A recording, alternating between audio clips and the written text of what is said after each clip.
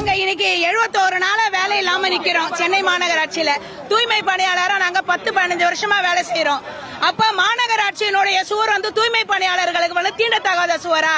எங்களுக்கு பணி நிலைமை, எங்களுடைய பழைய பணி நிலைமை எங்களுக்கு வழங்கணும்.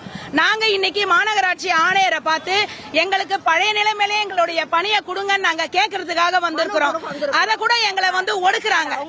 எல்லாமே வந்து காவல்துறை அதிகாரிங்க எல்லாருமே எங்களுக்கு மனு கொடுக்காத அளவுக்கு எங்களை ஒடுக்குறாங்க. எங்க மக்கள் எல்லாருமே வந்திருக்காங்க. நாங்க எல்லாருமே நேற்று மண்டலம் 5ல 715 பேர் எங்களுக்கு பழைய நிலைமையில பணி வழங்குங்கன்னு சொல்லிட்டு நாங்க விண்ணப்பத்தை கொடுத்திருக்கோம் மண்டல அலுவலர்கிட்ட.